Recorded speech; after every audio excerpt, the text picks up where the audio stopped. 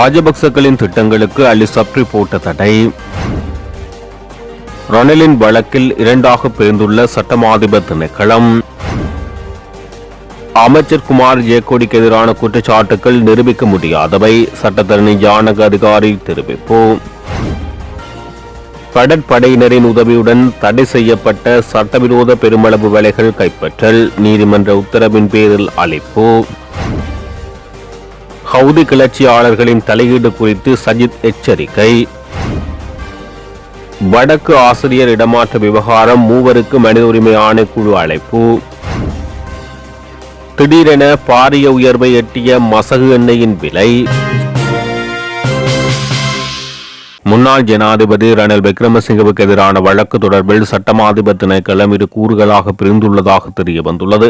2023 ஆண்டில் முன்னாள் ஜனாதிபதி ரணில் விக்ரமசிங்க மேற்கொண்ட பிரித்தானிய விஜயம் தொடர்பில் குற்றப்புலனாய்வு திணைக்களம் முன்னெடுத்து வரும் விசாரணைகளுக்கு வூல்ஹாம்ப்டன் பல்கலைக்கழகம் வழங்கிய பதில்கள் குறித்து சட்டமாதிபர் திணைக்களத்துக்கு இருவேறு கருத்துக்கள் நிலவுகின்றன. ரணில் விக்ரமசிங்க 16.6 மில்லியன் ரூபாவுக்கு அதிகமான அரச நிதியை முறைகேடாக பயன்படுத்தியதாக சுமத்தப்பட்ட குற்றச்சாட்டு தொடர்பான விசாரணைகள் நிறைவடைவதில் ஏற்பட்டுள்ள தாமதத்துக்கு இந்த முரண்பாடு காரணமாக அமைந்துள்ளது. ரணில் விக்ரமசிங்க குற்றப்புலனாய்வு திணைக்களத்துக்கு பல்கலைக்கழகம் அனுப்பிய மின்னஞ்சல் பதிவில் முன்னாள் ஜனாதிபதி ரணில் விக்ரமசிங்கவை பட்டமளிப்பு விழாவுக்கு வருமாறு அழைப்பு விடுத்ததாக குறிப்பிடப்பட்டுள்ளது. ஒரு தரப்பு பல்கலைக்கழகத்தின் பதிலை ஏற்றுக்கொள்ள முடியாது என்று குற்றப்புலனாய்வு திணைக்களத்தின் நிலைப்பாட்டை ஆதரிக்கிறது. மறுதரப்பு அந்த பதிலை தகுந்த ஆதாரமாக ஏற்றுக்கொள்ளலாம் என்ற கருத்தை கொண்டுள்ளது. குற்றப்புலனாய்வு திணைக்களம் பல்கலைக்கழகத்தின் இந்த பதில்களை வழக்கின் விசாரணையை முன்னெடுக்கும் மேலதிக சொலிசிட்டர் ஜெனரல் திலீப பீரிஸிடம் சமர்ப்பித்துள்ளது. பல்கலைக்கழகம் வழங்கிய பதில்களை சட்டமாதிபர் திணைக்களம் மேலும் ஆய்வு செய்த பின்னரே அடுத்த கட்ட நடவடிக்கை குறித்து தீர்மானிக்கப்படும் என தெரிய வருகிறது. இந்த இழுபறி நிலை காரணமாக விசாரணைகளை நிறைவு செய்து நீதிமன்றத்தில் குற்றப்பத்திரிகை தாக்கல் செய்வதில் தாமதம் ஏற்பட்டுள்ளது. இதற்கிடையில் முன்னாள் ஜனாதிபதி செயலாளர் சமநக நாயக்கவின் கையெழுத்து மாதிரிகள் தொடர்பான அரச பகுப்பாய்வாளர்களின் அறிக்கை இன்னும் சட்டமாதிபருக்கு சமர்ப்பிக்கப்படவில்லை.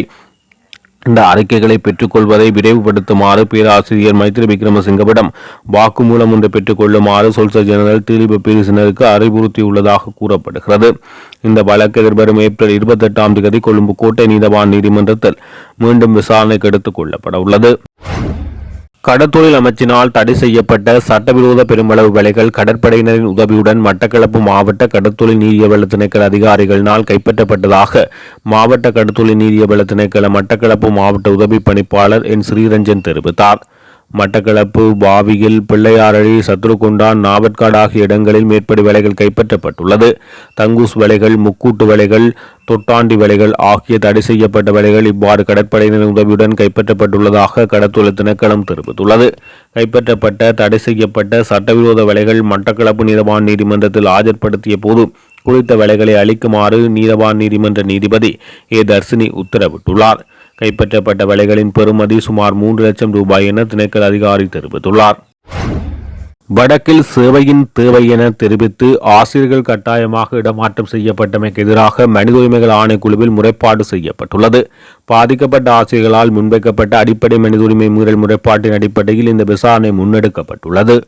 இதன் அடிப்படையில் வடமாகாண கல்வி அமைச்சின் செயலாளர் மற்றும் மாகாண கல்வி பணிப்பாளர் ஆகியோருக்கு எழுத்து மூல அழைப்பு விடுக்கப்பட்டுள்ளது. அத்தோடு அவர்களுடன் மாகாண பொது சேவை ஆணைக்குழுவின் செயலாளரையும் இன்று விசாரணைக்கு முன்னிலையாகுமாறு யாழ் பிராந்திய அலுவலகம் கூறியுள்ளது. ஆசிரியர்களின் இடமாற்றத்தில் உள்ள நியாயத்தன்மை மற்றும் விதிமுறை மீறல்கள் குறித்து இந்த விசாரணையில் ஆராயப்பட உள்ளமை குறிப்பிடத்தக்கது. மத்திய கிழக்கு போரில் ஹூதி கிளர்ச்சியாளர்களின் நேரடி தலையீடு காரணமாக இலங்கையின் பொருளாதாரம் மற்றும் தேசிய பாதுகாப்புக்கு கடுமையான பாதிப்புகள் ஏற்படும் என எதிர்க்கட்சி தலைவர் சஜித் பிரேமதாச தெரிவித்துள்ளார். நேற்றைய தினம் விசேட அறிக்கை ஒன்றை வெளியிட்டு அவர் இதனை குறிப்பிட்டார். அந்த அறிக்கையில் ஜேமனின் பெரும் பகுதியை கட்டுப்பாட்டில் வைத்துள்ள ஹூதி அமைப்பின் செங்கடல் மற்றும் பாப் அல் மந்தாப் நீரிணை ஊடாக நடைபெறும் கப்பல் போக்குவரத்துகள் மீது தாக்குதல் தொடர்ந்து வருகின்றது. இந்த நீரிணையானது ஆசியா, ஐரோப்பா மற்றும் ஆப்பிரிக்காவை இணைக்கும் பிரதான கடல்வழி பாதையாகும். இப்பாதையில் ஏற்படும் தடங்கல்களால் சர்வதேச விநியோக சங்கிலி பாதிக்கப்பட்டு இலங்கைக்கு கீழ்வரும் நேரடி தாக்கங்கள் ஏற்படும். கடல்வழி போக்குவரத்து பாதைகள் மாற்றப்படுவதால் கப்பல்களுக்கான காப்பீட்டுத் தொகையும் எரிபொருள் செலவும் அதிகரிக்கும். இதனால் இறக்குமதி செய்யப்படும் அத்தியாவசிய பொருட்கள், மருந்து மற்றும் உரங்களின் விலைகள் உயர்ந்து மக்கள் கடுமையான வாழ்க்கை செலவு நெருக்கடியை சந்திக்க நேரிடும். உலக சந்தையில் கச்சா எண்ணெய் விலை உயர்வதோடு போக்குவரத்து செலவு அதிகரிப்பதன் காரணமாக உள்நாட்டில் எரிபொருள் மற்றும் மின்சார கட்டணங்களை உயர்த்த வேண்டிய நிலை ஏற்படும். ஐரோப்பிய நாடுகளுக்கு ஏற்றுமதி செய்யப்படும் ஆடை மற்றும் தேயிலைக்கான உற்பத்தி செலவு அதிகரிப்பதால் உலக சந்தையில் இலங்கை தயாரிப்புக்கான போட்டித்தன்மை குறையும். இது நாட்டின் அந்நிய செலாவணி கையிருப்பை மேலும் பாதிக்கும். இந்திய பெருங்கடல் பிராந்தியம் ஒரு போர் வலயமாக மாறுவதற்கான அபாயம் உள்ளதாக சுட்டிக்காட்டிய எதிர்க்கட்சி தலைவர் சஜித் பிரேமதாசா, இதனால் இலங்கையின் இறையாண்மைக்கு அச்சுறுத்தல் ஏற்படலாம் எனவும் தெரிவித்துள்ளார். வல்லரசு நாடுகளின் அழுத்தங்களுக்கு அடிபணியாது அணிசேரா கொள்கையை பின்பற்றி நாட்டின் நலன்களை பாதுகாக்க வேண்டும் எனவும் வலியுறுத்தினார். செங்கடல் வழித்தடம் மூடப்படுவதால் ஏற்படும் பொருளாதார பாதிப்புகளை எதிர்கொள்ள அரசிடம் முறையான மாற்றுத் திட்டம் எதுவும் இல்லை என சாடியவர் பின்வரும் நடவடிக்கைகளை உடனடியாக முன்னெடுக்குமாறு கூறினார். தற்போது இக்கட்டான சூழலில் அரசு வெறும் வேடிக்கை பார்க்காமல் நாட்டு மக்களின் நலன் கருதி துரித தீர்மானங்களை எடுக்க வேண்டும் என வலியுறுத்தினார். மத்திய கிழக்கில் போர் தீவிரமடைந்துள்ள நிலையில் ஆசிய சந்தைகள் திறக்கப்பட்டவுடன் மசகு எண்ணெயின் விலை பாரிய உயர்வை சந்தித்துள்ளது. இதனால் உலகளாவிய எரிபொருள் விநியோகத்தில் பெரும் நெருக்கடி ஏற்படும் என அஞ்சப்படுகிறது. கிடுகிடுவென உயரும் பிரெண்ட் கச்சா எண்ணெய் இன்று காலை ஆசிய வர்த்தக நேரத்தின்படி பிரெண்ட் கச்சா எண்ணெயின் விலை ஒரு பரலுக்கு 115.84 அமெரிக்க டாலராக உயர்ந்துள்ளது. இது முன்னைய விலையை 2.9% அதிகரிப்பாகும்.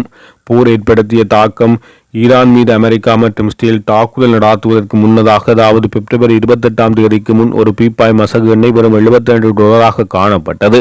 பிப்ரவரி 28 வரை $72, மார்ச் 19 $118, தற்போதைய நிலைப்படி $115.84, கடந்த வெள்ளிக்கிழமை நிலவரப்படி $112 இருந்த விலை இன்று மீண்டும் $115 கடந்துள்ளமை குறிப்பிடத்தக்கது. பொருளாதார நெருக்கடிக்கு அச்சம். போர் காரணமாக எண்ணெய் விநியோக தடைகள் ஏற்படும் என்ற அச்சமே இந்த விலை உயர்வுக்கு முக்கிய காரணமாகும். இந்த விலை உயர்வு இலங்கை உட்பட பல நாடுகளின் எரிபொருள் விலையேற்றத்துக்கும் அத்தியாவசிய பொருட்களின் விலை உயர்வுக்கும் வழிவகுக்கும் என பொருளாதார நிபுணர்கள் தெரிவித்துள்ளனர். சமூக நிந்தித்தலை எதிர்த்து யாழ் மக்களும் கட்சிகளும் தீர்க்கமான முடிவெடுக்க வேண்டும் என முன்னாள் பாராளுமன்ற உறுப்பினர் மயில்வாகனம் தேகராஜ் தெரிவித்தார். ஹட்டன் பகுதியில் ஒழுங்கு செய்திருந்த மலையக அரசியல் கட்சிகளின் ஊடக சந்திப்பில் கலந்து கொண்டு கருத்து தெரிவித்த போது அவர் இவ்வாறு தெரிவித்தார். யாழ் பாராளுமன்ற உறுப்பினர் ஒருவர் மலையக மக்களை நிந்திக்கத்தக்கதாக ஒரு காணொலியினை வெளியிட்டிருந்தார். அதன் எதிரொலியாக மலையகத்திலும் மலையகத்துக்கு வெளியிலும் என சர்வதேச ரீதியிலும் இது தொடர்பாக பல்வேறு ரீதியான பிரதிபலிப்புகளை அவதானிக்கக்கூடியதாக இருக்கிறது. நாங்கள் தொடர்ச்சியாக அவதானிக்கப்பட்டு வந்திருக்கிறோம். அவரது செயற்பாடுகள் மக்கள் பிரதிநிதியாக பல சந்தர்ப்பங்களில் அருவருக்கத்தக்கதாகவே இருந்திருக்கிறது. நாங்கள் தொடர்ச்சியாக இது தொடர்பாக கவனம் செலுத்தி இருக்கிறோம். அதை பற்றி தீர்மானம் எடுக்க வேண்டியது அவருடைய நிலைப்பாடு. இந்த நாட்டில் தேசிய இனமாக இருக்கக்கூடிய அவரது கருத்து தொடர்பாக பிரதிபலிப்பு செய்ய வேண்டியவர்களாக இருக்கிறோம். இந்த வகையில் மலையக சிவில் அமைப்புகளின் ICCPR என்கின்ற சட்டத்தின் அடிப்படையில் அவர் தொடர்பாக நடவடிக்கை எடுக்குமாறு குற்றப்புலனாய்வு திணைக்களத்தில் முறைப்பாடு ஒன்றினை செய்துள்ளார்கள். பிற்பகல் 2 மணிக்கு மேல் மேற்கு சப்ரோமுகம் மற்றும் வடமேற்கு மாகாணங்களிலும் காலி மற்றும் மாத்தறை மாவட்டங்களில் சில இடங்களில் மழை அல்லது இடியுடன் கூடிய மழை பெய்யக்கூடும். வளிமண்டலவியல் திணைக்களம் நேற்று வெளியிட்டுள்ள அறிக்கையில் விடயம் தெரிவிக்கப்பட்டுள்ளது. தீவில் நிலவும் வெப்பமான வானிலை தொடரும் என எதிர்பார்க்கப்படுகிறது. தீவின் மற்ற பகுதிகளில் பெரும்பாலும் வறண்ட வானிலை நிலவும். அதிகாலை நேரங்களில் மத்திய மற்றும் சப்ரமுக மாகாணங்கள், காலி மற்றும் மாத்தறை மாவட்டங்களின் சில இடங்களிலும் மூடுபனி நிலவக்கூடும். இடியுடன் கூடிய மழை பெய்யும் போது தற்காலிகமாக வீசக்கூடிய பலத்த காற்று மற்றும் மின்னல் தாக்கங்களினால் ஏற்படக்கூடிய பாதிப்புகளை குறைத்துக் கொள்ள தேவையான முன்னெச்சரிக்கை நடவடிக்கைகளை மேற்கொள்ளுமாறு பொதுமக்களுக்கு அறிவுறுத்தப்பட்டுள்ளமை குறிப்பிடத்தக்கது. ஸ்ரீலங்கா பொதுஜன பெரமுனவுக்கு புதிதாக 2 மாவட்ட அமைப்பாளர்கள் நியமிக்கப்பட்டுள்ளனர். இதன்படி ஸ்ரீலங்கா பொதுஜன பெரமுனவின் கொழும்பு மாவட்டத்தின் அமைப்பாளராக பிரபல பெண் தொழிலதிபர் ஹர்னி விஜயதுங்க நியமிக்கப்பட்டுள்ளார். அத்துடன் நுவரெலியா மாவட்ட அமைப்பாளராக ஊடகவியலாளர் கருப்பையா ராமகிருஷ்ணன் நியமிக்கப்பட்டுள்ளார். இந்த நியமனங்கள் ஸ்ரீலங்கா பொதுஜன பெரமுனவின் தேசிய அமைப்பாளர் நாமல் ராஜபக்சவினால் வழங்கப்பட்டது. உலகுக்கு பாரிய பாதிப்புகளை ஏற்படுத்தி வரும் மத்திய கிழக்கு யுத்த சூழலுக்கு மத்தியில் நாமல் ராஜபக்ச உள்ளிட்ட எதிர்க்கட்சியினர் முன்னெடுத்து வரும் சந்தர்ப்பவாத அரசியலை புறந்தள்ள முன்னாள் அமைச்சரும் சட்டத்தரணியுமான அலிசப்ரி யதார்த்தமான சில அறிவுரைகளை அரசுக்கு முன்வைத்துள்ளார்.